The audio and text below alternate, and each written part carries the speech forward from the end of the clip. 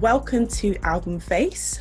I'm here with Rhondell today, and she is going to introduce herself properly in a moment. If this is your first time tuning in, AlbumFace is creative Christian conversation. And that's what we're going to do today. We're going to have a conversation. And this is a continuation of the mute sessions that I've been doing. If you haven't seen any of them, you can have a look on the channel, or if you're on the website, you can have a look on there, and they're also on there. And what the idea behind the mute sessions is just talking to different people and how they've responded to as creatives, or what they've had to turn off or turn on in response to the recent conversations around racial injustice after the tragic passing of George Floyd. So I'm going to let Rhondell introduce herself. Hi, Rhondell. Thank you for coming on to AlbumFace and having this conversation with us. Tell us a bit about who you are and what it is that you do. Hello, I'm Rhondell. I am a creative. I love everything creative, will always have. And at the moment, I am a self-employed photographer. I started studying media production, over 10 years ago. And for the last 10 years, I've been doing photography part-time whilst working full-time in various jobs. I've worked in retail, offices, photography studios, and in 2018 in June, I went fully self-employed doing my photography. So yeah. And what is it about photography that you love? What is it about it that you enjoy? I don't even know. So basically, I didn't know what I wanted to do with my life. When I was in school, I didn't know what to do. And there wasn't anything like media back then. There were just the basic like GCSE subjects. Like you could do like music and you could do art and all that kind of stuff. But there wasn't any media. And I was like, I'm not going to college. And my parents was like, you are going to college? You have to go to college. So I was like, oh, okay, I don't know what I want to do. And I remember going to one college in particular in Luton in Barnfield, and there was a media section, and I was like, oh, always wanted to know how they make TV shows and how they make music videos and all that kind of stuff. So that's where it stemmed from, and photography came into that, along with radio and all this other stuff that I realised I loved. And for the first time I actually excelled in what I was doing academically, because I'm not going to lie, I came out of school, like I didn't care. I went to school to socialise, and I came out with straight D's, I'm not going to lie. And at the end of my first year of college, I got a distinction star and I won a Student of the Year award. So it was the first time that I realised, like, wow, I can actually excel in education through my creativity. Which is something I didn't have the opportunity to be really creative academically in school. So that's where it all stemmed from. And I just fell in love with photography. We started off doing black and white and then moved on to digital. But I would find myself in the dark room after hours till like 9 o'clock. And the guys coming in, the technician, like, you need to leave, I'm trying to shut down. And I'm like, okay. And I love capturing people. It's just a moment in time. And when you look back on history, in history books, you see pictures of people, like it's a historical thing. I can look at people that I've never met, like my great-grandmother and stuff, because there's a photograph of her. And I think it's amazing. I don't know, I just love it. And it was something that I could do alongside working full-time, because I decided I didn't want to go to university. I was like, no, I want to make money when I have a full-time job. But it was something I could do along the side, and it's just built up from there, basically. Yeah. Wow, that's amazing. That's amazing. And I really love how you spoke about sort of that creative opportunity allowed you to excel academically. And I think that could speak to a lot of people right now who maybe are thinking, oh, this isn't working for me, but that outlet really enabled you there. That's really encouraging to see. And that touching on the historical element of photography as well, that's challenged me, because I'm always like, oh, I don't want to be in photos, and obviously I want my family down the line to be able to see what I was like at the different stages, so maybe I will jump in a few more photos than I have been doing so recently. Thank you. What a wonderful introduction to what it is that you do. What type of photography do you do now? So I do portraits, I do weddings, and I do events, like music events, which absolutely I love. So yeah, that's the kind of thing I do. Okay. I do what I'm going to ask you what's your favourite, but I think you kind of hinted towards it there. Is music events your favourite type of photography? Do you know what? I actually think for fun, music is, because it's a very fun thing. You're documenting a concert with amazing artists, so that's for fun. I think emotionally, weddings is my favorite because I love to see two people coming together. And I've actually been that sad person where I'm trying to take photos of people giving their speeches at the reception and I've been crying. So yeah, I love doing weddings, and obviously like portraits are fun to do too. But I think, yeah, emotionally, weddings, physically, like music. So you get to have a good dance while you're there as well, yeah? Yeah, definitely. I love it. I won't ask you who your favorite artist is because I don't want to cause any, who your favorite artist was to shoot with. People can look at your website and have a look at some of your work there and take their pick. So thank you, Rhondell, for sort of sharing with us your journey up until now. How has work been for you with the pandemic before we even get into that? So that actually, the pandemic stuff started for me last year because I wasn't getting any wedding bookings basically for last year. And I was like, what's going on? Because I've got my diary, so I can look back at the previous years and be like, oh, I was like booked. And I was not getting anything. And I was like, what's going on? And I'd have the odd photo shoot here and there. But it got to winter and it was really, really bad, to the point where I had to get a temp job in an office. And I was really, really upset about it. And I felt like I was a failure. And I kept on praying. I was like, oh God, what's going on? Why is work drying up for me? And I had one wedding booked for 2020 in September, but that was it. And I was like, what's going on? What's going on? And I was so upset. So it's winter and now I'm like working and I'm trying to advertise and trying to do this and that. And I got really, really depressed. And then obviously like the pandemic like started getting stronger and stronger, and then by the time it was like March, it was lockdown and stuff. And by the time it was April, it gave me an opportunity obviously to go deeper into my word and worship and everything like that. And I was talking to God, and literally, right, he revealed to me, he's always covered me. I've always been able to pay my bills in no matter what circumstance I'm in. And he was like, you know what? The reason I didn't give you any work is because this was going to happen. And I know you. And if I gave you all these weddings and people were paying their deposit and stuff, you would have you would have spent it. And then people would be emailing you like, yeah, I'm postponing this, or can I get this back? Or like, I don't know. Wow. Do you know what I mean? And it would have been really, really bad. And I was like, wow. And I just remember like, I think I started crying and I was just praising God. I was like, thank you for protecting me from that. And so, yeah, then basically I hadn't worked from March and I started working again in July. So for that period of time, I had absolutely no work to do. My husband, still working, but working from home, which was nice because a lot of the time, because I'm a photographer, unless I'm going out to work, I'm at home editing. So I'm by myself a lot. It was nice to have him here with me. And yeah, and then it brought us closer together, I think, in our relationship. And it just gave me more of an opportunity. There was a period for a month where I was exercising like 5 days a week for at least an hour every day.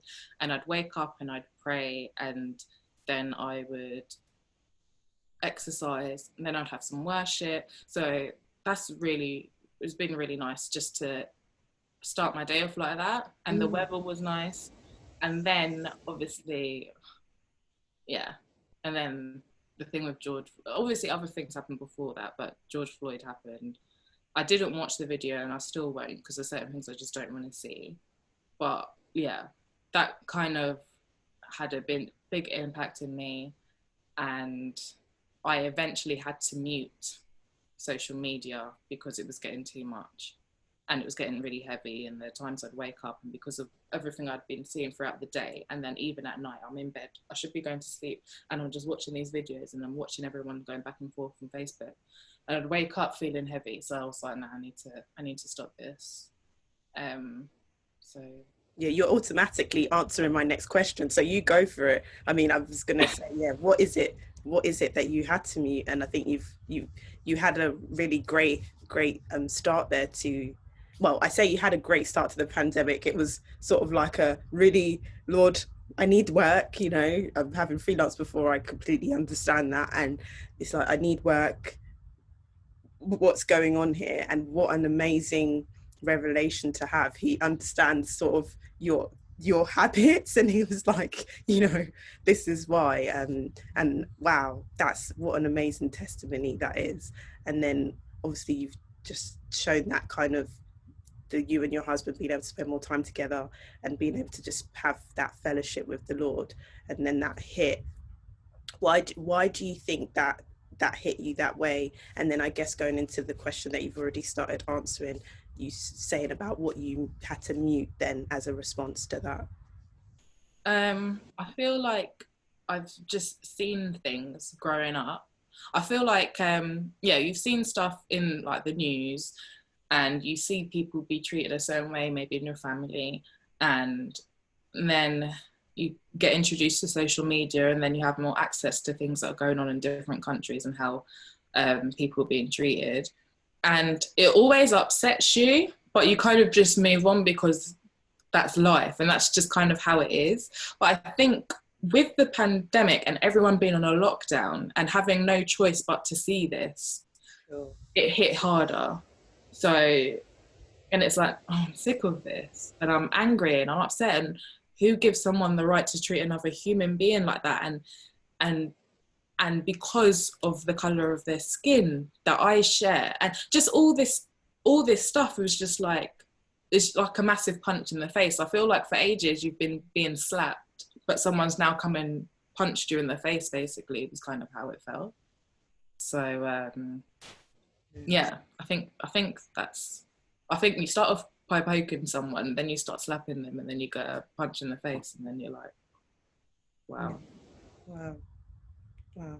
Yeah, that, yeah, what an illustration. Yeah, so it was just, it's a step too far. And I think a lot of platforms or people have said that, you know, it's something you can't ignore. And I think that kind of globally everyone's going through this trauma, working through this pandemic, and then it's sort of like, but this, you know, beast, as I've heard many describe it as, of racism, is still alive and can thrive in the midst of something so tragic, which is scary, and I guess a testament to the nature of sin in society. It doesn't take a break. Do you know what I mean? Like it is what it is. Yeah. And evil is evil. Not to kind of categorize it, make it small, but just to show that, you know, that thing can still, it's still been able to show its ugly head even while we should be standing still and reflecting. I think even in the way that it happened, it's like, you know, there's obviously issues with, like, here obviously knife crime a lot, in America it's gun crime, but in the way that that happened was just so, because you know other things are more instant. Right, okay, I see what you're saying. And you can get, because you see that so much and you've grown up seeing that, you do get desensitized, even though it's a serious thing and it's an evil thing. When you see someone put someone's knee on their neck for like 9 minutes, that is just like, that is heartbreaking. And that is just so, like, how can you do that to someone?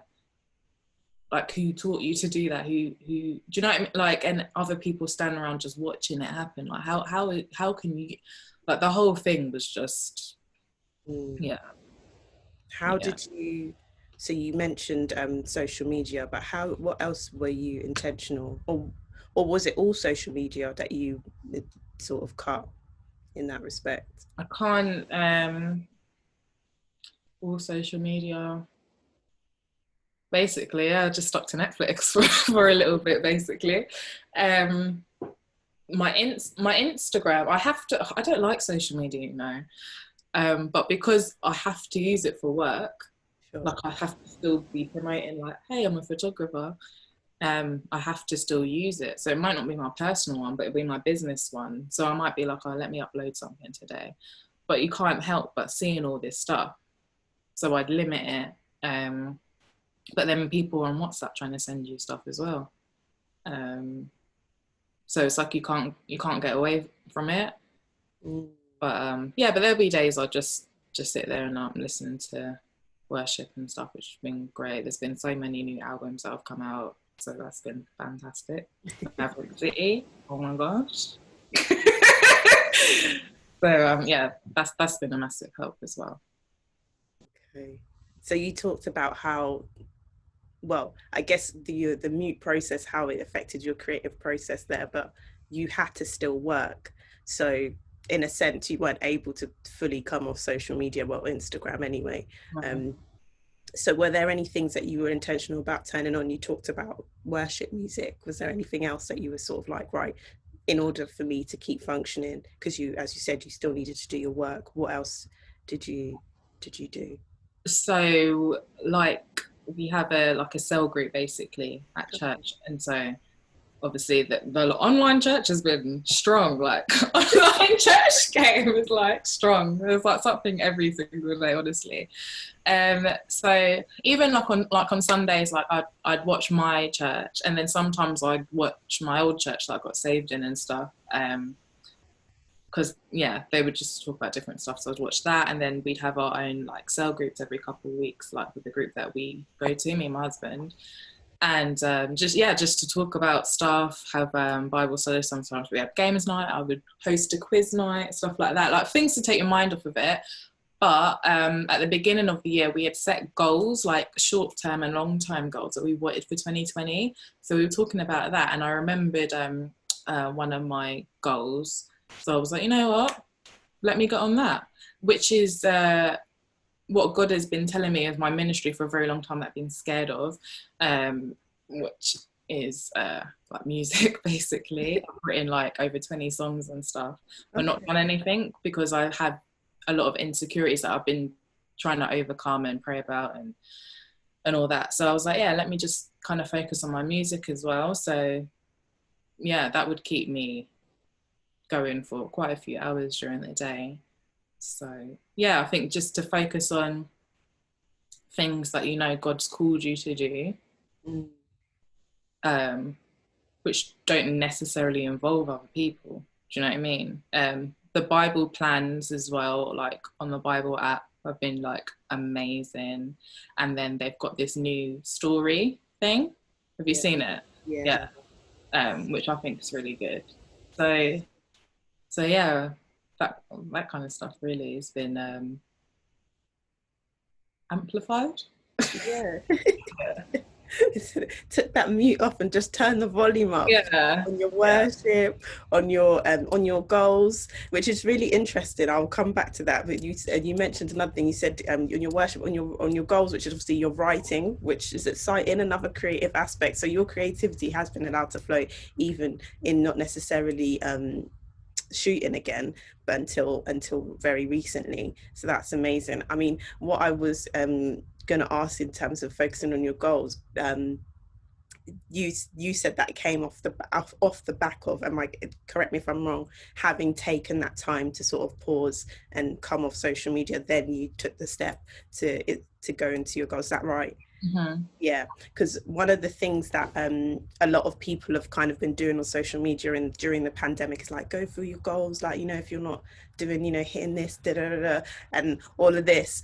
And I found that quite interesting, and I asked somebody else who I spoke to in the mute sessions, what are your views on that kind of mentality, or that has been pushed on social media during this pandemic? I think it's good because I feel like a lot of people get consumed of. I actually think, okay, so I think this entire time is really good because for me it's humbled me to think, because I know that God is real and I know that I have a relationship with him and all this kind of stuff, but I feel like you kind of get sucked into this is life, right? And he's just said, you know what, anything can happen. and I've shut down what you see as life. You're not going to work every day and then coming home and cooking and scrolling on social media and watching TV and going to bed. That's what a lot of people tend to do every single day. So I feel like with all of that being paused, it allows you to focus more on God and be like, right, you really are God. You said that anything can happen. Anything is happening in our lifetime. And there's so many things that God's put in us to do that we're so busy because of life that we can't do. And to now not have the excuse of life being busy is like, okay, well, now you've got time, so now what? Okay, oh, I can do this. Oh, I never knew I could do this. Oh, this is a new skill. Oh my gosh, this is a new stream of income because I've come up with a new business. But I think it's amazing, really. And I feel even a lot of my friends have had kids in this time, and the strain of especially women having children and then being with the husbands for a little while and they've gone off to work and they just feel like they're drowning with these kids by themselves, like having the husband being working at home, and having that family time and having some help with the, like, that has been a massive, like, I feel like I feel like this has been a really good time to get to know yourself, to expand on your gifting, and to spend time with family, and to have these deep conversations that no one really wants to talk about with your friends. I feel like knowledge is expanding, if that makes sense. And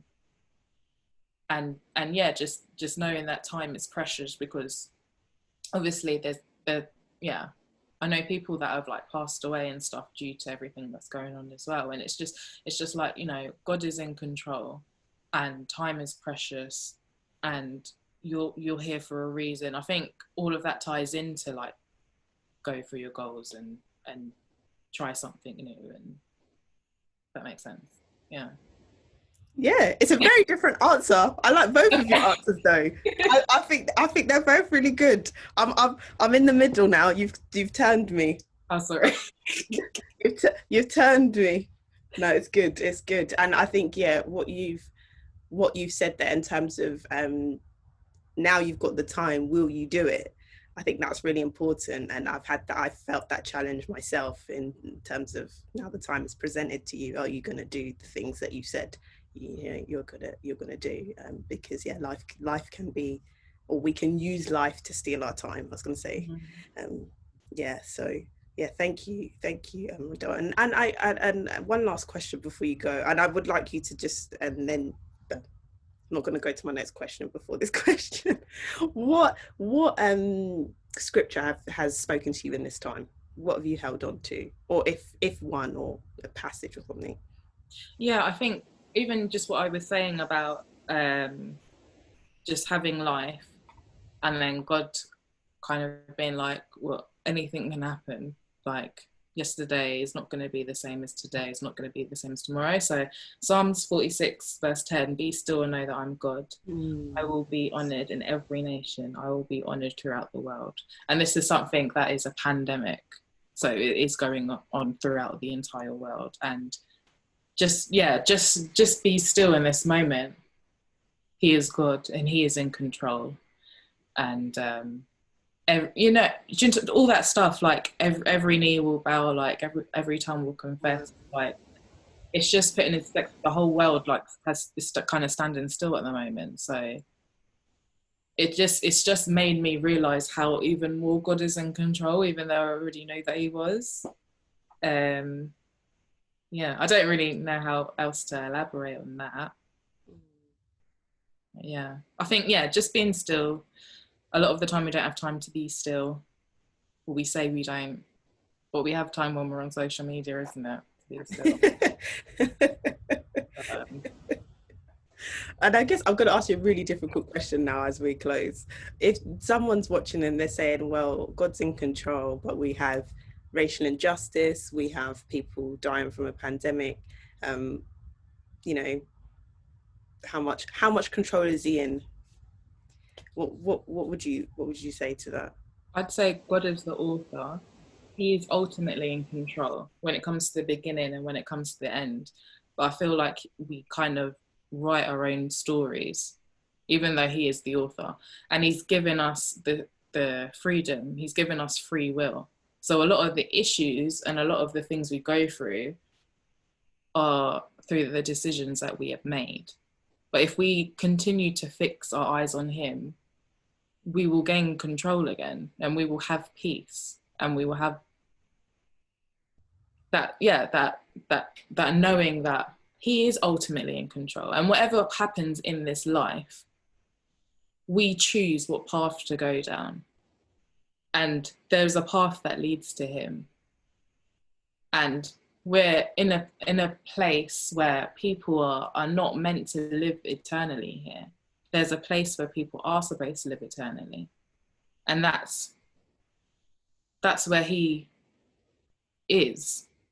And so when you're allowing yourself to submit to him and his will, that's him being in control, and you reaching your destiny that you were always designed to go to. But when you don't want him to be in control of your life, and you're like, oh no, I'm in control of my life and I'm going to do this and that, that's when disaster hits. That's when pandemic hits. Do you know what I mean? So, yeah. And I hope that makes sense. Yeah, it does make sense. And I think it's just the last bit I just want to kind of clarify. When you say you're in control, I think what I get from that, because someone might be like, well, I didn't do anything to make the pandemic come, but what I think you mean, or what I gain from that is is the sense that because individuals, so you might not have been the person who did something to make it, but because individuals have made certain choices, those choices have had a ripple effect, and hence we're in the situation that we are in now. So like you said, people have taken levels of control, and like we see, and even like what we're seeing with racial injustice, there is the ripple effect because of the empire, the British Empire, because of the slave trade, because of all the different things that came out of that, and then have kind of built a society. And yes, we're away from it, but the society came out of something that has now trickled down, and we're taking steps to address it, and God willing, we continue to move away from it. But it's the ripple effects of the choices of men, and that's what you were talking about. And I think that it's amazing what you said. If we choose to trust in God and submit and choose his purpose for us, then he continues to write our story. Well, yeah, he's written the stories is written. So I hope that's what you meant. No, yeah, definitely. It's a chain reaction, you know. Yeah. If you have, I might be wrong about this because I'm not a health person, but I'm sure like when you have a fruit bowl, like a load of apples, and they're all good, but if you get one bad one, it has a ripple effect and everyone else starts to get bad, or the other apples. Is that right? I've heard that. I don't know. I'll be honest. But so that other apple might not have done anything, but they've been influenced by that moldy apple. And right. Yeah. So I guess that's kind of what it is like with humanity, sort of thing. You might not have done anything wrong, but you've been influenced by someone else who's been influenced by someone else. And then you influence someone else because you think you're in control, and they thought they were in control. But when you go to God, he can wash everything away. Yeah. Yeah. I asked a difficult question, but I loved your answer. And I really like what you've brought us to, and just that choice. We have that choice, and it's a choice because God loves us, not because he's sitting up there kind of waiting to, you know, yeah, it's just like there is a love like that, a matchless love that is waiting for us if we choose it. Thank you so much, Rhondell. And you need to tell us where we can find you, your work, how we can support you. Please do that. Okay. Well, my business is Realm Photography, which is RELM Photography. And like I said, I do portraits, I do weddings, and I do events, corporate events as well, not just music events, I will say that. And you can find me on Instagram at Realm Photography, on Facebook at Realm Photography page. And my website is www.realmphotography.co.uk. Brilliant stuff. Thank you. I will also put that all in the description as well, so you can make sure that you follow Rhondell and support her work. As I said, Rhondell, thank you so much for being here on AlbumFace's YouTube, and also make sure you follow AlbumFace, Facebook, Instagram and Twitter. I'm trying to remember myself now. MyAlbumFace, and it's myalbumface.com that you can, I don't remember what the YouTube is, but if you're watching the video, you should be able to click through to YouTube. There we go. All right. Thank you so much for watching, and hopefully we'll see you again soon. All right. Take care. Bye.